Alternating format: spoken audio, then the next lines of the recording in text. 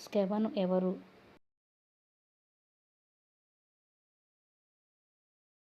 ప్రధాన యాజకుడు. స్కెవనుకు ఎంతమంది కుమారులు? 7 కుమారులు. స్కెవను కుమారుల వృత్తి ఏమిటి? మాంత్రికులు. నేను యేసును గుర్తెరుగుదును, పౌలును కూడా ఎరుగుదును, కానీ మీరెవరో నాకు తెలియదని దెయ్యము ఎవరిని గూర్చి చెప్పెను?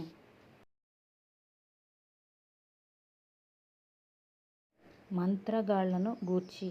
దెయ్యము ఎవరి మీద ఎగిరిపడి వారిని గాయపరచెను?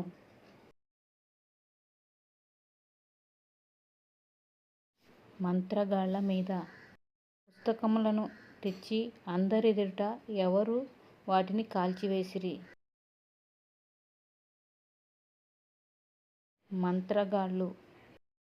ఎఫెసులో ఉన్నవారి మీద ఎవరు చేతులుంచగా వారు భాషలతో మాట్లాడుటకును ప్రవచించుటకును మొదలుపెట్టిరి?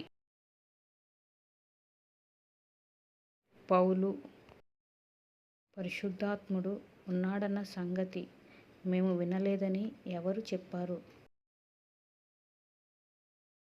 ఎఫెసీ వారు.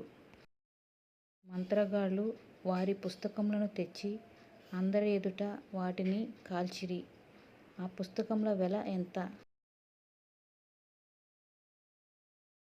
50,000 వెండి రూకలు.